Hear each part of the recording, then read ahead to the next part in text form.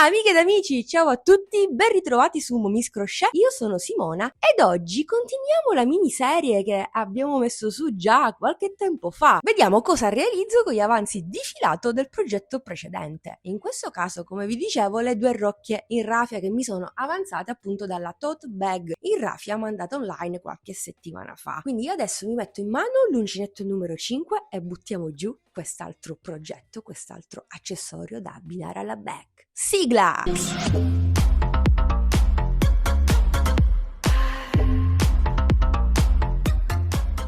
Inizio con la prima colorazione blu-grigiastro, faccio un cappio e avvio 31 catenelle che corrispondono all'incirca a 25 cm. Fatte le 31 catenelle, a partire dalla seconda andiamo a lavorare un punto basso in ciascun punto sottostante per un totale di 30 punti bassi.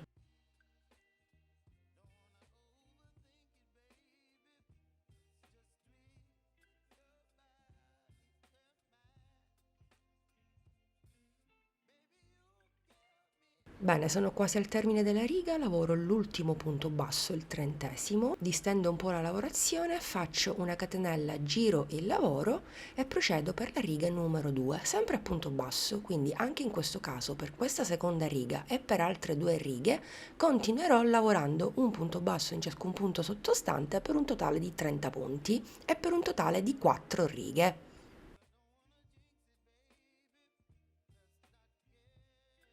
Terminate le 4 righe a punto basso, procediamo con il punto frangia, quindi dopo aver fatto la catenella giriamo il nostro lavoro e prendiamo un cartoncino che misura 4 cm x 10 cm. Lo accostiamo alla nostra lavorazione all'uncinetto e iniziamo a lavorare il punto frangia, che può sembrare complicato per i principianti, ma non lo è affatto. Lavorati i primi 3 punti, poi vedrete che il lavoro sarà in discesa, basta prenderci un po' la mano. Comunque bisogna prendere la raffia, passarla dietro al cartoncino e avvolgerlo. Dopodiché andiamo a bloccare il tutto andando a lavorare nel primo punto basso un punto basso. Poi con questo trucchetto del cartoncino lavorare questo punto è molto più semplice. Comunque vi consiglio di spostare il cartoncino alla vostra destra, così lavorate anche voi in maniera molto più comoda. Per continuare basterà portare la raffia dietro al cartoncino, avvolgerlo e andare a bloccare con un punto basso.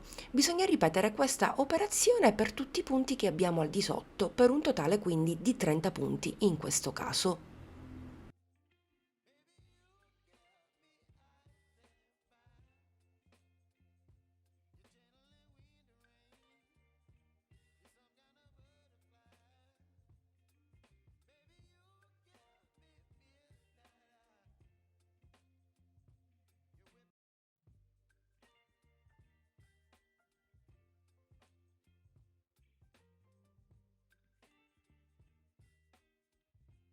Bene, sono al termine della riga e devo lavorare l'ultimo punto, quindi avvolgo la raffia attorno al cartoncino e blocco il tutto, ma chiudo con il secondo colore. Quindi prendo il panna, faccio un cappio per comodità che faccio passare attraverso le due asole che ho sull'uncinetto e così effettuo il cambio colore. Faccio una catenella, stringo bene tutti i fili che ho dietro e poi sfilo il cartoncino. Come notate tutte le frange sono della stessa lunghezza grazie al cartoncino pretagliato. Quindi abbiamo concluso così il primo blocco. Procediamo per la riga numero 6. Giriamo il nostro lavoro e iniziamo a lavorare un punto basso in ciascun punto sottostante per 30 punti bassi per questa riga e per altre due, per un totale di 3 righe con il panna. Il primo colore lo lascio agganciato perché mi occorrerà non appena andrò a lavorare il terzo blocco.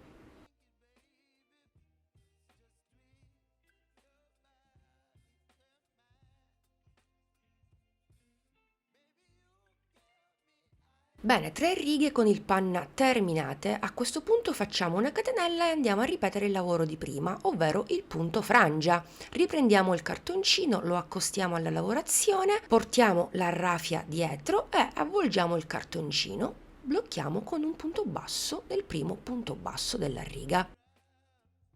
riprendo la rafia, la porto dietro al cartoncino, la blocco per benino, avvolgo il tutto e chiudo a punto basso. Quindi anche per questa riga continuerò così per tutti i punti che ho al di sotto. Ah, una cosa che non vi ho detto prima: man mano che andate avanti con il punto frangia, ovviamente il cartoncino si riempie, non c'è più spazio.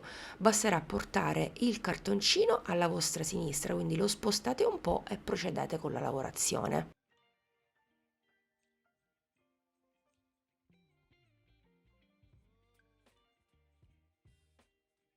Bene, ho terminato la riga a punto frangia con il panna, vado a lavorare l'ultimo punto e anche qui non lo chiudo con il panna, ma prendo il primo colore e ripeto lo stesso lavoro di prima. Qui mi basterà semplicemente prenderlo, andare a chiudere le due asole, fare una catenella, sfilare il cartoncino e voilà, questo è il risultato del secondo blocco, molto molto d'effetto. Adesso andiamo avanti, dobbiamo ripetere tutto il lavoro che finora vi ho mostrato per altri due blocchi, per un totale di 4. Quindi giro il mio lavoro, vado a lavorarmi le mie prime 3 righe a punto basso con il primo colore. Durante la quarta riga lavorerò invece il punto frangia. Terminando così il terzo blocco, cambio colore nuovamente e ripeto il tutto per l'ultima volta con il secondo colore. Andremo a lavorare un totale di 17 righe considerando le righe a punto basso e le righe a punto frangia, che alla fine sono soltanto 4. Bene amiche ed amici, credo di fermarmi qui con la lavorazione a punto frange perché devo tenere in considerazione il quantitativo di rafia che mi è rimasto. Quindi posso fare una catenella di sicurezza e staccare la rafia. Poi me la vado a bloccare e sigillare per bene e intanto questo primo pannello lo mettiamo da parte. Adesso riprendo la rafia nella variante blu grigiastro e riparto da qui, per cui mi avvio lo stesso numero di catenelle che ho avviato prima, 31 catenelle, 30, 31 che mi occorre per ritornare indietro a punto basso. Infatti dalla seconda catenella, a partire dall'uncinetto, inizio a lavorare la mia primissima riga a punto basso. In totale lavorerò 30 punti bassi.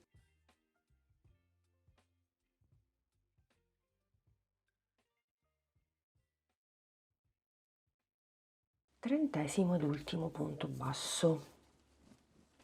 Ora faccio una catenella, giro il mio lavoro e continuerò in righe di andata e di ritorno a punto basso per un totale di 30 punti bassi e per un totale di 17 righe, lo stesso numero di righe del pannello con le frange. Alternerò anche qui i colori, cambierò il colore ogni 2 righe. Non appena finisco questa seconda riga in blu grigiastro, vado a cambiare il colore tramite il metodo che vi ho mostrato all'inizio e lascio il primo colore agganciato perché mi occorrerà non appena vado a lavorare la quinta riga. Quindi continuiamo così e ci vediamo al lavoro terminato. Wow, amiche ed amici, non ci credo, ma è così, sono riuscita a terminare il pannello con quella rafia che avevo. Le due rocche sono ufficialmente terminate, non ho il materiale sufficiente per andare a rifinire il bordo superiore, ma per andare a cucire i 3 lati ovviamente sì, perché mi rimane questa rafia che è sufficiente, sì, a voglia, ce la facciamo. Chi ha acquistato il kit d'aria con 3 gomitoli può certamente riprodurre questo progetto. Dunque, prima di andare avanti a assemblare i 2 pannelli, io andrei a prendere qualche misura. Il pannello misura 25 x 16 circa. Prendo carta e penna e scrivo fodera, abbiamo detto 25 x 15 o 16, non mi ricordo, più 2 centimetri ma anche 1 centimetro di margine perché voglio andare a realizzare la fodera ovviamente con uno dei miei scampoli. Credo che abbinerò questo bellissimo azzurrino pois, anche se ho diverse fantasie. Ovviamente su momiscrochet.it sono disponibili tantissimi scampoli anche in questa tonalità, potete foderare anche voi il progetto. Anzi, io per questioni di tempo lo faccio off camera, però se vi interessa il tutorial su come fodero la pochette scrivetemi nei commenti che vi preparo il tutorial. Bene, andiamo a cucire i 3 lati, quindi prendo un ago. Qui ho già fatto la catenella, però la disfo. Facciamo una cosa, tiro fuori tutto il filo, la rafia in questo caso. Qui ho il dritto del mio lavoro, l'ultima riga, prendo in considerazione quella, quindi giro il mio lavoro, faccio rovescio contro rovescio. Per comodità io applico sempre delle mollettine così il lavoro sta ben fermo e vado a cucirmi riga con riga, punto con punto. Quindi direttamente dall'esterno, da qui, entro direttamente nel primo punto basso dell'altro pannello ed entro sia in questa asola che in questa, così, e vado a bloccarmi. Non solo faccio una passata, ma ne faccio un'altra per rinforzare la zona iniziale. Bene, piuttosto che entrare nello spazietto possiamo prendere anche la metà asola interna, così la cucitura diciamo non si vedrà tanto, e quella, ecco qui questa, lasciando l'altra fuori. Sì, dai, cuciamo così, il meno visibile possibile e stringiamo bene, stringiamo, Poi riga successiva con riga successiva, quella più interna, asolina e chiudo. Altra riga con riga successiva. Lo stesso lavoro lo ripeterò dall'altra parte dove abbiamo il lato irregolare, mentre qui adesso ci arriviamo, vi mostro come fare.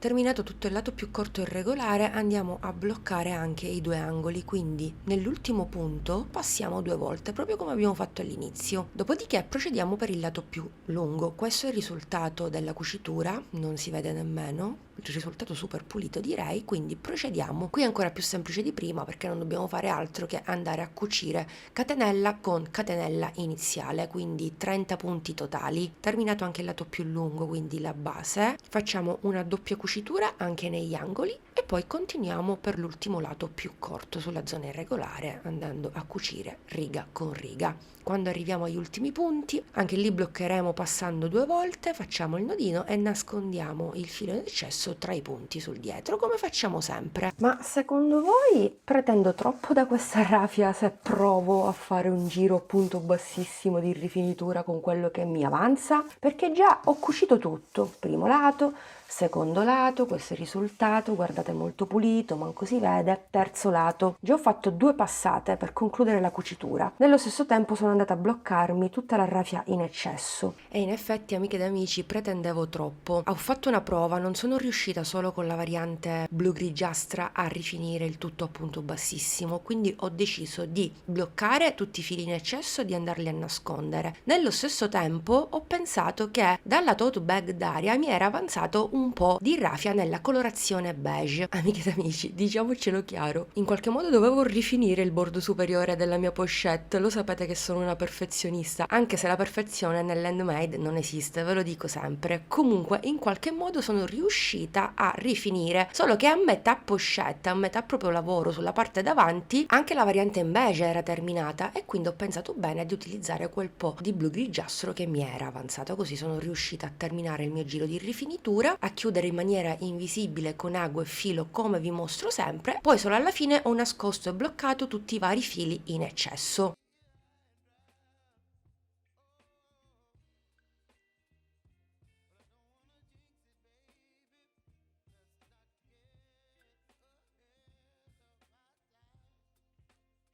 Nello stesso tempo ho foderato anche la bag, fatemi sapere se vi va di vedere questo passaggio, e ho anche applicato un bottone magnetico da cucire direttamente all'interno della mia pochette. Potete anche applicare una zip da 25 cm se lo preferite e se avete un po' più di tempo da spendere. Io sia per questioni di tempo sia per non complicare troppo la vita a me e ai principianti ho preferito applicare un bottone magnetico da cucire. Però se la pochette ti sembra troppo aperta e nello stesso tempo non vuoi applicare una zip perché ti scoccia andarla a cucire, ti suggerisco di applicare 2 bottoni magnetici, uno a destra e uno a sinistra. Ti do varie soluzioni come sempre, poi sarai tu a scegliere. Per come devo utilizzare la pochette io, va benissimo una chiusura magnetica. Ah, una cosa importantissima, quando ho cucito il bottone magnetico sono passata anche attraverso la lavorazione in rafia. In questo modo, quando vai ad aprire e chiudere la tua pochette, non vai a rovinare col tempo lo scampolo.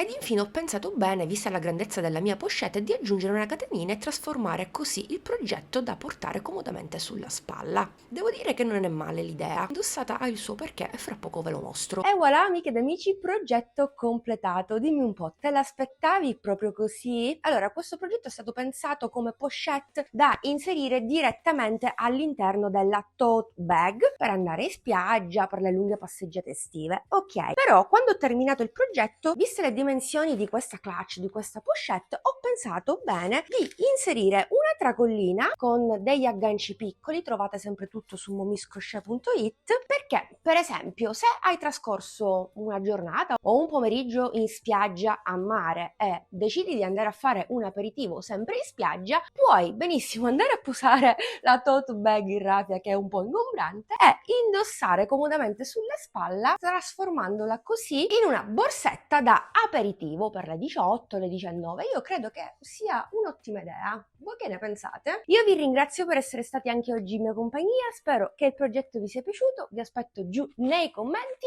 e vi do l'appuntamento al prossimo video tutorial che come sempre ti consiglio di non perdere.